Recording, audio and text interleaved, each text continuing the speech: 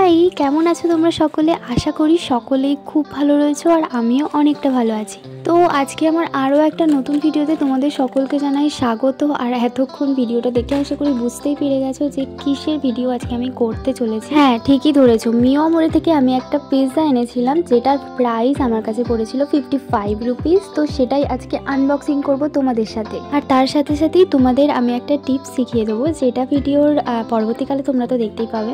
যাই হোক, ফার্স্টে আমি পিৎজাটা আনপ্যাক করে নিয়েছি। আর যেটা তোমরা দেখতেই পাচ্ছ যে প্যাকেজিংটা কিন্তু বেশ ভালোই। আমার কি মনে হয় জানো তো, এই যে প্যাকেজিং যে খাবারগুলো হয়, প্যাকেট খাবারগুলো, এগুলো না মানে বেশ হাইজিন থাকলে আমার মনে হয় বেশ ভালো হয়। টেস্ট তো অফকোর্স ভালো থাকতেই হবে, যেহেতু আমি দাম দিয়ে কিনছি, প্লাস প্যাকেজিংটাও কিন্তু আমার মনে হয় ভালো করলে ইম্প্যাক্টটা ভালো পড়ে।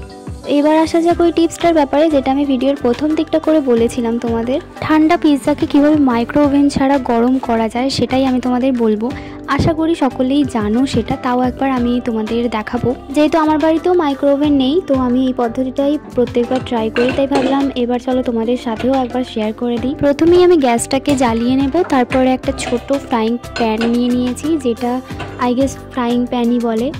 তো সেটার মধ্যে আমি অল্প পরিমাণে জল দিয়ে দিয়েছি, মানে খুবই সামান্য পরিমাণে জল দিতে হবে, পরিমাণ মতন আর কি, সেটা বুঝে, যাতে পিৎজার বেসটা একেবারে গলে না যায় আর একেবারে হার্ড না হয়ে যায়। তারপরে জলটা একটু গরম হয়ে গেলে আমি গোটা পিৎজাটাকে এই জলের উপরেই বসিয়ে দেব, আর একটা কিছু পাত্র দিয়ে ঢাকা দিয়ে দেবো কিছুক্ষণের জন্য, মানে ওই 3 থেকে 4 মিনিটের জন্য। 3 থেকে 4 মিনিট পরে কিন্তু আমাদের পিৎজাটা খাওয়ার জন্য একেবারে গরম হয়ে রেডি হয়ে গেছে।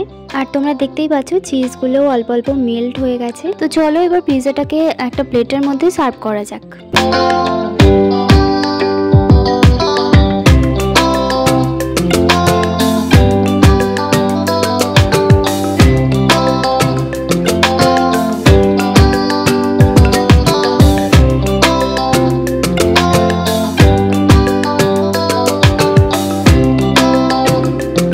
আর হ্যাঁ, এটা কিন্তু একটা চিকেন পিৎজা ছিল। আর টপিংসের মধ্যে আমি অলিভ পেয়েছি, চিকেন পেয়েছি, আর পনির পেয়েছি, আর তো বুঝতে পারিনি। যাই হোক, আর চিজ তো ছিল অফকোর্স, পিৎজা থাকবে চিজ থাকবে না সেটা তো হতেই পারে না। আচ্ছা, এবার তোমরা আমাকে কমেন্টে জানাও কারা কারা মিও মোড়ের মিনি পিৎজা ট্রাই করেছো আর ডমিনোজের পিৎজা ট্রাই করেছো। তোমাদের কাছে কোনটা ভালো লেগেছে আমাকে কিন্তু কমেন্টে জানাও। আমার কাছে তো অফকোর্স ভাই ডমিনোজই বেস্ট। মিও মোড়ের পিৎজা আমার খুব একটা ভালো লাগেনি। মিও মোড়ের বার্গারটাও আমি ট্রাই করেছি, মিনি বার্গার যেটা, ওটাও আমার একদমই ভালো লাগেনি। পিৎজাটাও খুব একটা ভালো লাগেনি। আর বাড়ির সবারও কিন্তু রিভিউ খুব একটা ভালো পাইনি।